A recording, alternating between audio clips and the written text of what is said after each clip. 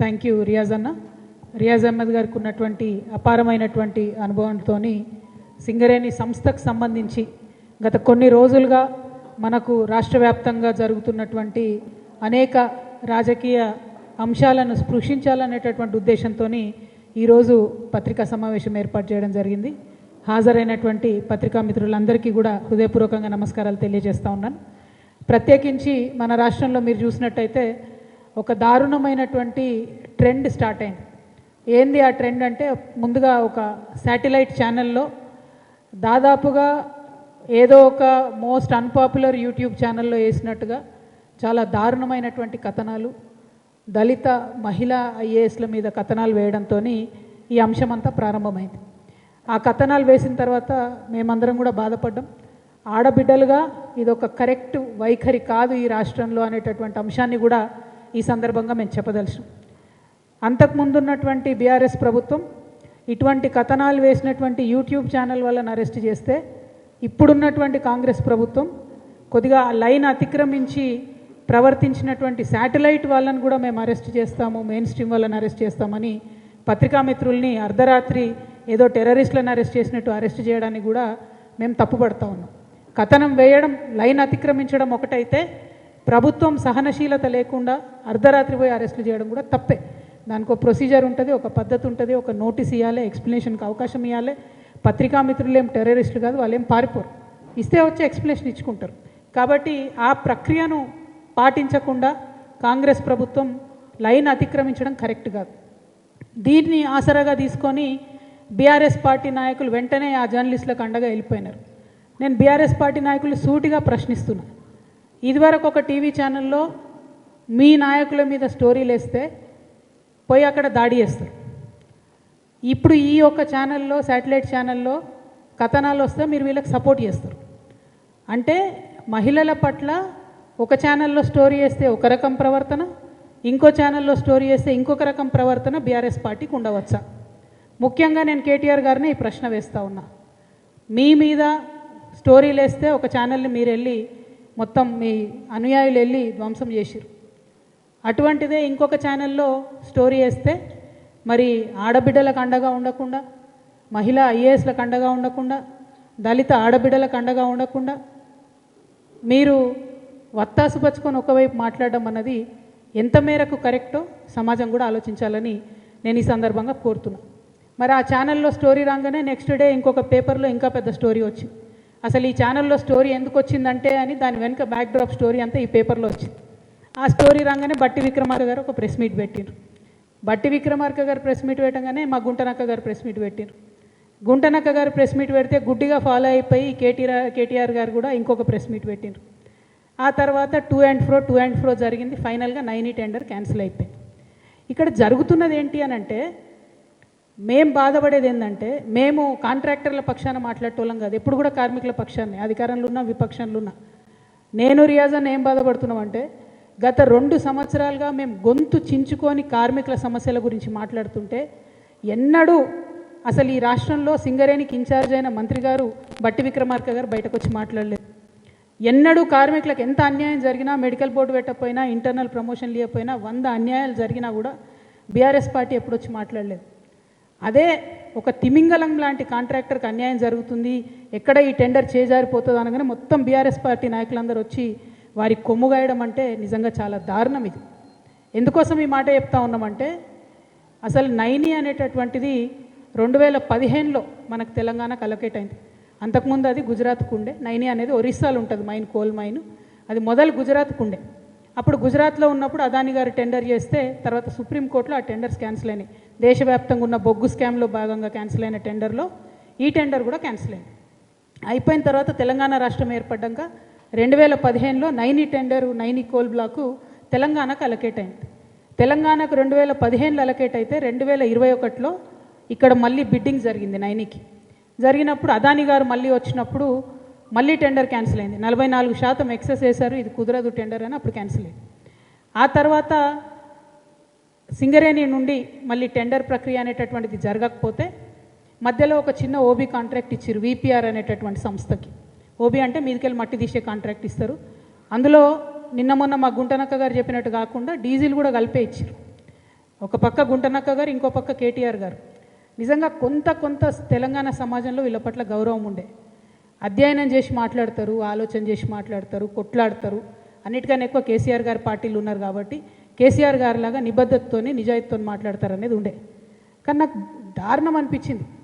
గుంటనక్క గారి మీద నాకు ఎక్స్పెక్టేషన్ లేకుండే. ఆయన ఏది పడితే అది మాట్లాడింది. ఏం మాట్లాడిండ్రు? అసలు ఎన్నడూ బీఆర్ఎస్ హయాంలో ఒక్క టెండర్ కూడా మైనస్ పోకుండా పోలేదు, ఎక్సెసే పోలేదు. అసలు ఒక్క టెండర్ కూడా కాంగ్రెస్ రాగానే మొత్తం ఎక్సెస్ పోతుంది అంటారు. ఇక లిస్ట్ ఉంది ఇక్కడ, 25 టెండర్లు ఉన్నాయి. 25 టెండర్లు బీఆర్ఎస్ హయాంలో ఎక్సెస్. ఎంత దారుణమైన ఎక్సెస్ అంటే ఒకటి 36%, ఒకటి 16%, 7%, 8%. ఇవన్నీ జరుపుకుంటూ వచ్చి కాంగ్రెస్ వాళ్ళు ఏం సద్దపూసలు కాదు, వాళ్ళు మొత్తం ఎక్సెస్ చేసిండ్రు.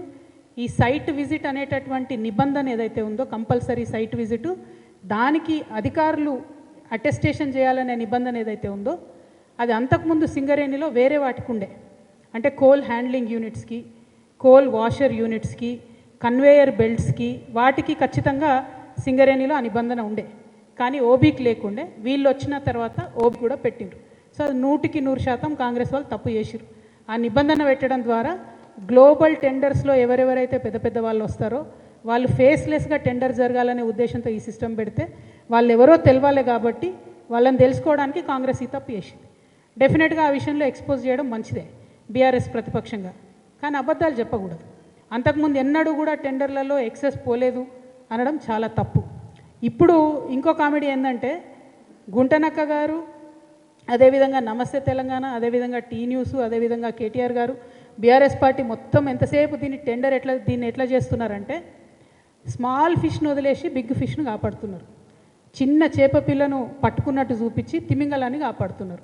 ఈ విషయం అంతా సృజన్ రెడ్డి చుట్టూ తిప్పుతురు. ఈ సృజన్ రెడ్డి అనేటోడు సీఎం బామర్ది కాబట్టి, ఈయనకు టెండర్లు వచ్చినాయి కాబట్టి ఈయన కోసం ఇదంతా చేస్తున్నారని. వాస్తవానికి ఏంటంటే నయని అనేటటువంటిది పెద్ద తిమింగలం మెగా కృష్ణారెడ్డి గారి కోసం.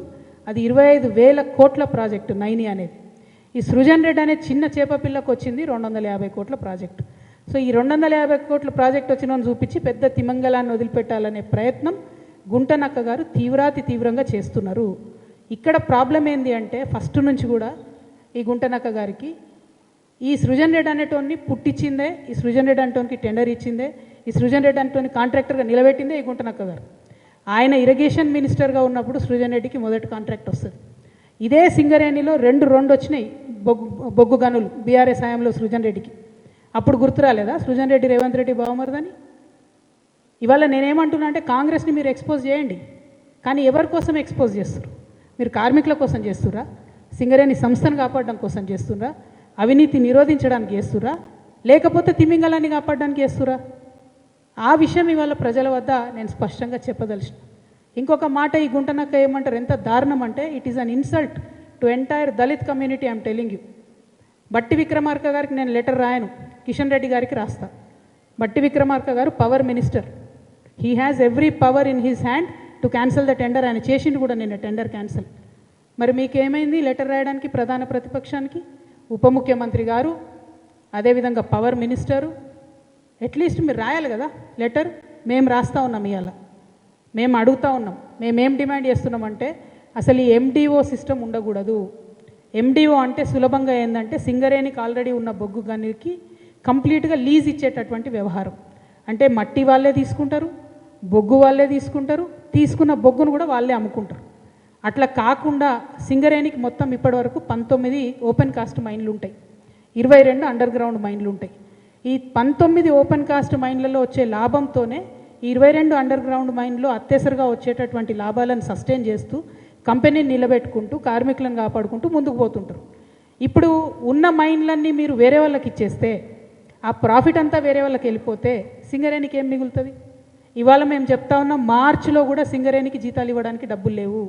ఎందుకంటే అంతకుముందు బీఆర్ఎస్ గవర్నమెంట్లో 25,000 కోట్ల అప్పు ఉంది జన్కో అని చెప్పి మొత్తుకునేది రేవంత్ రెడ్డి గారు సీఎం గారు. ఇవాళ దాదాపు 50,000 కోట్ల అప్పు ఉంది సింగరేణికి. జెన్కో నుండి రావాల్సింది, ట్రాన్స్కో నుంచి రావాల్సిన లెక్క పెడితే అవి ఇస్తలేరు. ఇవ్వకపోతే ఏం చేస్తుంది? సింగరేణి జీతాలు ఇవ్వాల్సిన ప్రతిసారి కూడా బ్యాంకుకు పోయి అప్పు తెచ్చుకుంటారు. మళ్ళీ దానికి మిత్తి కట్టాలి, మళ్ళీ నెక్స్ట్ మంత్ జీతాలకు మళ్ళీ పోవాలి, మళ్ళీ అది బర్డెన్ అవుతుంది. సో అల్టిమేట్గా ఆల్రెడీ నష్టాలలో ఉన్న సంస్థను పూర్తిగా కిల్ చేసేటటువంటి ప్రయత్నం తప్పితే ఇది సింగరేణికి కానీ సింగరేణి కార్మికులకు కానీ తెలంగాణకు కానీ లాభమయ్యే అంశం కాదు. మేము తెలంగాణ జాగృతి తరఫున బట్టి విక్రమార్క గారికి ఉత్తరం రాస్తూ ఉన్నాం. ఎండిఓ సిస్టమ్ దయచేసి రద్దు చేయండి. మీరు ఆల్రెడీ 9 టెండర్స్ రద్దు చేసిండ్రు. Let Singareni do its own open cast in 9. ఎందుకు చేయలేం మనం? అక్కడెక్కడో రాజస్థాన్లో పోయి పవర్ ప్లాంట్ పెడతారు, ఇంకెక్కడో గుజరాత్లో పోయి ఇంకో ప్లాంట్ పెడతారు. ఒరిస్సా పోయి మీరు చేయండి ఓపెన్ కాస్ట్. ఎందుకు చేయరు? ఇప్పుడు ఈ ప్రైవేట్ కాంట్రాక్టర్ కూడా పోవాల్సిందే కదా. మీరు ఒరిస్సాకు పోయి ఓపెన్ కాస్ట్ చేస్తే అక్కడ వచ్చే ఉద్యోగం వచ్చే పిల్లాడు మనోడు వస్తాడు. తెలంగాణ వాడికి 2 లక్షల రూపాయలు వస్తుంది, జీతాలు వస్తాయి, లాభాలలో వాటా వస్తుంది. ఆ లాభం 25,000 కోట్ల లాభం సింగరేణికి యాడ్ అవుతుంది. నా కార్మికుడికి ఆ లాభాలలో వాటా వస్తుంది. ఎండిఓ విధానం రద్దు చేయాలి. ఇదివరకు బీఆర్ఎస్ గవర్నమెంట్లో తాడిచెర్ల బ్లాక్ 1ని ఎండిఓ కింద ఏఎంఆర్ అనే కంపెనీకి ఇచ్చిండ్రు. ఇస్తే ఇప్పుడు అందులో లాభాలలో ఏ వాటా కూడా మనకు రాదు కదా. అది జెన్కోకి ఇచ్చిండ్రు, జెన్కో నుంచి ఏఎంఆర్కి ఇచ్చిండ్రు. ఏదొచ్చినా ట్రాన్సాక్షన్ వాళ్ళకైతుంది, మనకు పీనట్స్ వస్తాయి లీజ్ అమౌంట్. కోల్ అమ్ముకునే డబ్బు రాదు. మళ్ళీ ఘోరమైన విషయం ఏంటంటే తాడిచెర్ల కూడా గ్రేడ్ 9 కోల్, 9 కూడా చాలా మంచి గ్రేడ్ కోల్. 6,000 పైచిలకు ఒక టన్నుకు ధర వచ్చే కోల్, 4,000 3,500 వచ్చే కోల్ కాదు అది. దీన్ని 25 సంవత్సరాలకు మీరు ఆ పెద్ద తిమింగలానికి కట్టబెట్టే ప్రయత్నం చేస్తున్నారు. కాంగ్రెస్ పార్టీ యొక్క అవినీతిని గమనిస్తూ ఉన్నారు తెలంగాణ ప్రజలు. దయచేసి ఈ విధానాన్ని రద్దు చేసుకోండి. ఈ టెండర్ మీరు ఆల్రెడీ క్యాన్సిల్ చేసిన అట్లనే ఉంచండి, క్యాన్సిల్ చేయండి. కానీ at the same time BRS యొక్క డొల్లతనాన్ని కూడా మేమందరం కూడా గమనిస్తూ ఉన్నాం. దాన్ని కూడా ప్రజలకు ఎప్పటికప్పుడు చెప్తూనే ఉంటాం. అబద్ధాలు చెప్పకండి. మీరు కాంగ్రెస్ని క్రిటిసైజ్ చేయండి, టెండర్లు రద్దు చేపియండి, కానీ ఏదో అంతకుముందు మేము మొత్తం చేసేసినాం కరెక్ట్గా, ఇప్పుడు అన్యాయం జరుగుతుంది అన్నటువంటి విషయాన్ని చెప్పకుండా వాస్తవాలు మాట్లాడితే బాగుంటుందని నేను కోరుతా ఉన్నా. ఇక గుంటనక్క గారు ఏం చేసిర్రు, నేను బట్టి విక్రమార్క గారికి రాయను కానీ కిషన్ రెడ్డి గారికి రాస్తా అని చెప్పారు. ఇన్నేళ్ళు పాలిటిక్స్లో ఉన్నారు కదా, ఇంత అనుభవం ఉంది కదా. రాష్ట్ర ప్రభుత్వం రికమెండ్ చేయకుండా సిబిఐ వస్తుందానండి? రాష్ట్ర ప్రభుత్వం అడగకుండా సిట్టింగ్ జడ్జి వస్తాడా? అంటే జస్ట్ షో. ఇక్కడ నుండి గుంటనక్క గారు మాట్లాడతారు, అక్కడ నుండి కిషన్ రెడ్డి గారు రెస్పాండ్ అవుతారు. రెస్పాండ్ అయ్యి వెంటనే ఆగ మేఘాల మీద ఒక కమిటీ వేసిరు. ఈ కమిటీలో ఒక మేడంని పెట్టిరు, ఆమెది పెద్ద ర్యాంక్ ఉంది, ఆమె చేసినా కూడా బాగుంటుంది. కానీ ఇంకొక ఆయనని పెట్టిండ్రు, మారుపల్లి వెంకటేశ్వర్లు అనేటటువంటి వ్యక్తిని పెడితే వారు AGM rank, assistant general manager rank. ఆయన ఇక్కడ నుండి కోల్ ఇండియాకు పంపించారు. ఆయన ఆల్రెడీ అసిస్టెంట్ జనరల్ మేనేజర్. ఆయన ఇక్కడికి వచ్చి ఎవరిని అడుగుతాడు చెప్పు? తప్పు చేసిన వాడిని సీఎండీని అడుగుతాడు. ఆయన సీఎండీ గారితో మాట్లాడతాడా? మాట్లాడిన రిపోర్ట్ ఇస్తాడా?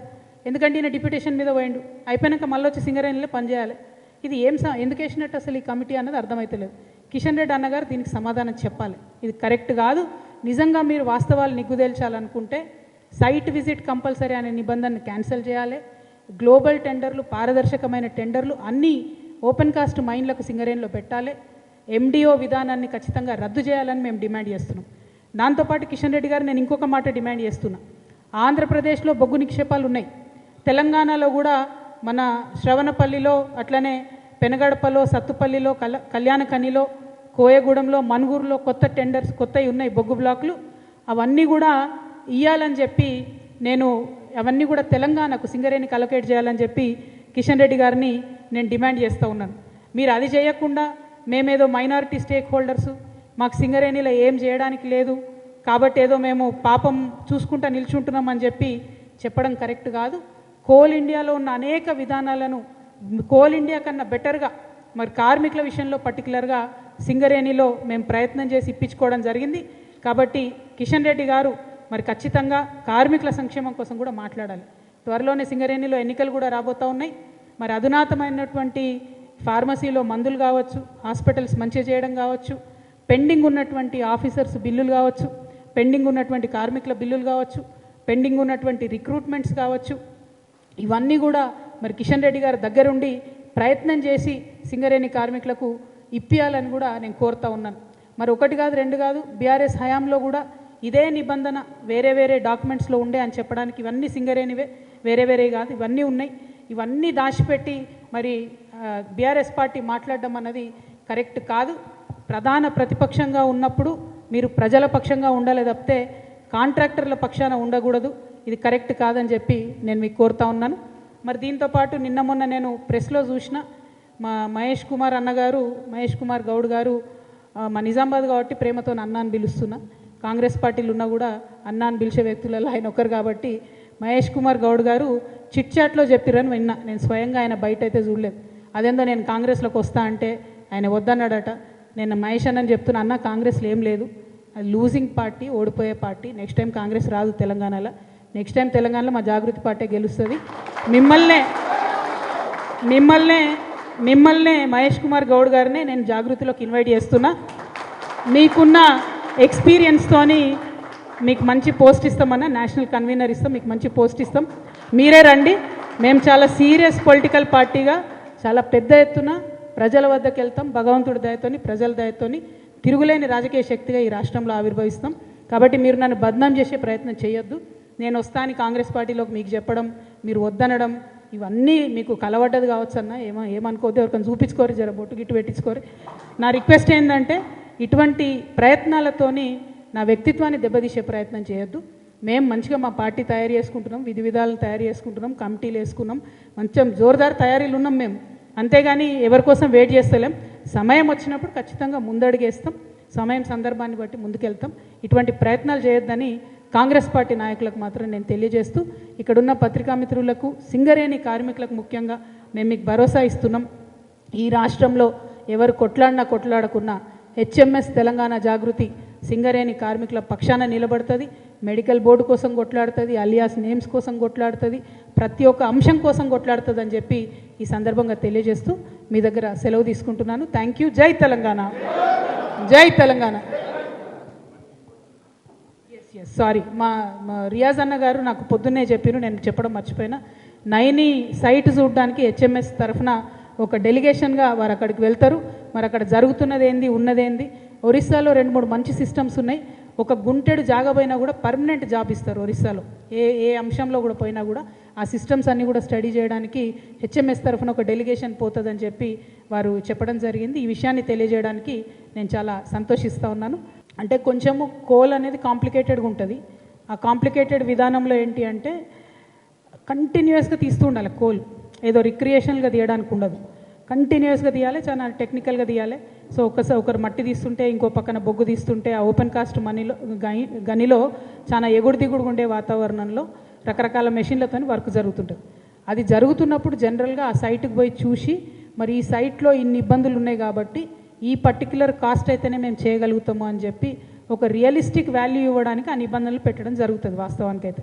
అది ఇంతవరకు ఓపెన్ కాస్ట్కి ఓబీలకు లేదు. అది కొత్తగా కాంగ్రెస్ గవర్నమెంట్ వచ్చినాక పెట్టినారు.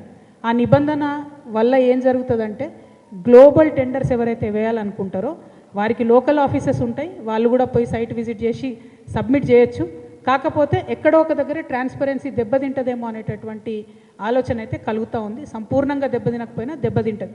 మరి ఇన్ని రోజులు లేని విధానం ఇప్పుడే కొత్తగా పెట్టడము అనే దాంతో ఏంటంటే కొంతమందికి అవకాశాలు దెబ్బగొట్టడానికి అని నాకు అనిపిస్తుంది. అయితే నైని విషయంలో పర్టికులర్గా మాట్లాడితే మెగా కృష్ణారెడ్డి గారు, అదేవిధంగా మొత్తం ఈ ఎవరైతే నైని కోల్ ప్రాజెక్ట్ని చేజిక్కించుకోవాలనుకున్నారో హరీష్ రావు గారు, ఈ మా గుంటనక్క గారు, వీరు ఏం చేసిందంటే అసలు చెప్పని విషయం ఏంటంటే ఏదైతే బయట ఇరిగేషన్ ప్రాజెక్ట్స్లో ఎర్త్ వర్క్ అని చేస్తారో దాన్ని ఈ ఓపెన్ కాస్ట్ మైన్లలో ఓబీలో చేసేటటువంటి సాయిల్ ఎక్స్కవేషన్కి ఈక్వేట్ చేసి ఆ ఎక్స్పీరియన్స్ మెగా కృష్ణారెడ్డి కంపెనీకి ఇచ్చే ప్రయత్నం చేస్తున్నారు.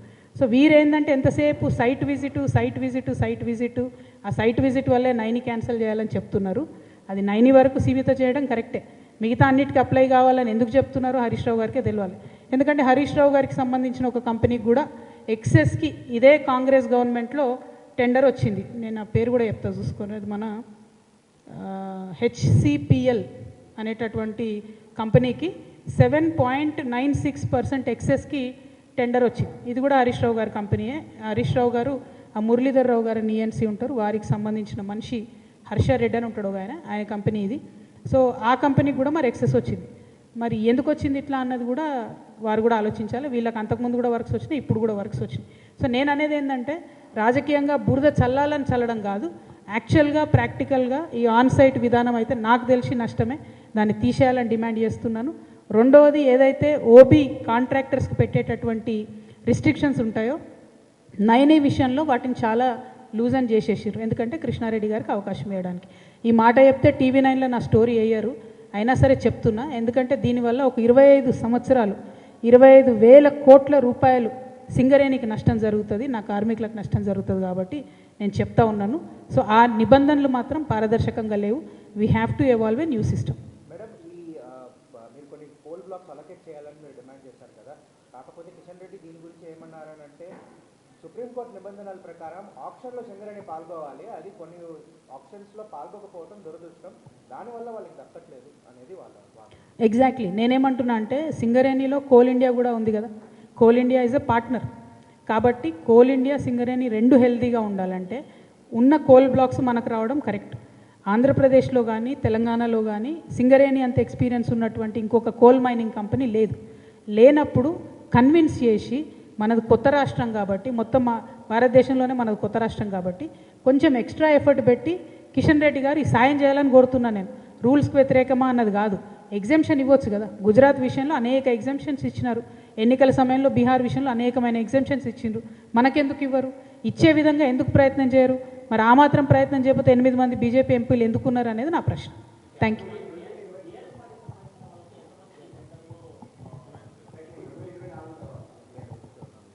24 తర్వాత నా సమాచారం ప్రకారం అయితే 5 టెండర్లు ఉన్నాయి ఇక్కడ.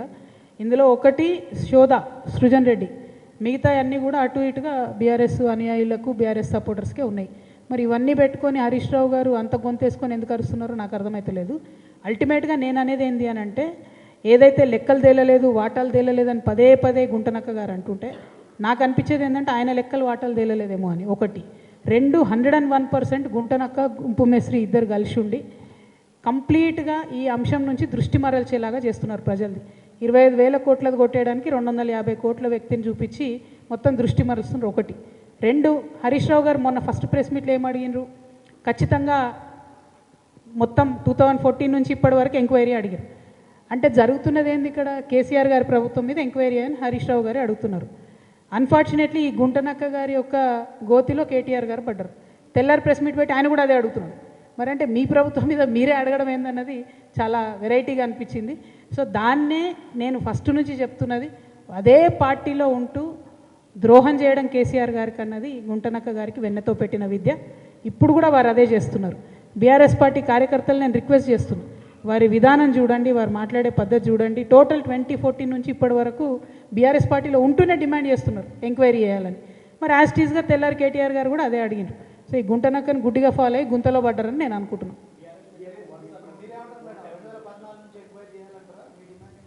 నేను ఒకటే చెప్తున్నా, as on today 9 is the biggest block that Singareni has. First దాన్ని ప్రొటెక్ట్ చేయాలి. ఆ తర్వాత ఏదైతే కేంద్ర ప్రభుత్వం ఎంక్వైరీ అన్నారో ఇంకొంచెం డీటెయిల్గా ఎంక్వైరీ చేయండి, నాకేం ప్రాబ్లం లేదు. 2014 నుంచి చేసుకోండి, 1956 నుంచి చేసుకోండి. మాది కార్మికుల పక్షం, కాంట్రాక్టర్ల పక్షం కాదు కాబట్టి నాకు టెన్షన్ లేదు. సో అల్టిమేట్గా సింగరేణి సంస్థ బతకాలంటే సింగరేణికి ఉండాలి 9 అనేది. సింగరేణి ద్వారానే అక్కడ ఓపెన్ కాస్ట్ మైనా ఏది చేస్తారో చేయాలని నా కోరిక.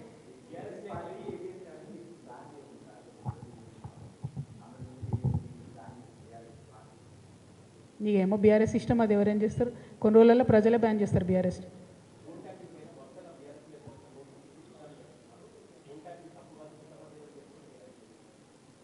అంటే నేను ఒకటే మాట చెప్తా ఉన్నాండి, అసలు కాంగ్రెస్ ప్రభుత్వం ఎవరికి నోటీస్ ఇస్తుందో అర్థమవుతలేదు.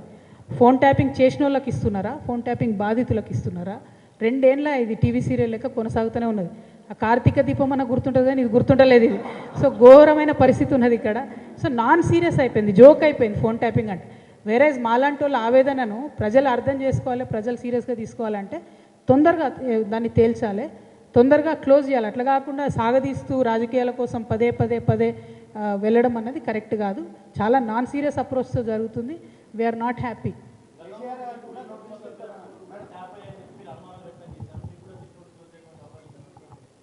నాకు తెలియదు భయ్, ఏమో చూద్దాం, వచ్చినప్పుడు చూద్దాం.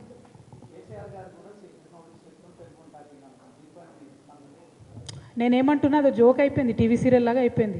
సీరియస్నెస్తో చేస్తే బాగుంటుంది. అట్లా కాకుండా రేపు పొద్దున దాని రిజల్ట్ ఏం లేకుండా ఊరికే చేసేసి ఎలక్షన్ అయిపోయాక బంద్ పెడతారేమో అని నాకు అనిపిస్తున్నది. ఎందుకంటే ఎప్పుడు ఎలక్షన్ వస్తే అప్పుడే వస్తున్నది ఫోన్ ట్యాపింగ్ విషయం తప్పితే మిగతా టైంలో వస్తలేదు. ఇప్పుడు ఈ నోటిఫికేషన్ వచ్చిన తర్వాత మళ్ళీ వేస్తారేమో, ఎందుకంటే అర్బన్ ఏరియాస్లో పోలింగ్ ఉంది కాబట్టి దానికోసం చేస్తున్నారని నాకు అనిపిస్తుంది. నేను మళ్ళీ చెప్తున్నా, ఇది కరెక్ట్ కాదు. ఫోన్ ట్యాపింగ్ అనేటటువంటిది టెర్రరిస్టుల కోసం పెట్టినటువంటి విషయాన్ని అన్ని ప్రభుత్వాలు దుర్వినియోగం చేస్తున్నాయి. అది చేయకూడదని మాత్రమే నేను డిమాండ్ చేస్తాను. Thank you. జై తెలంగాణ.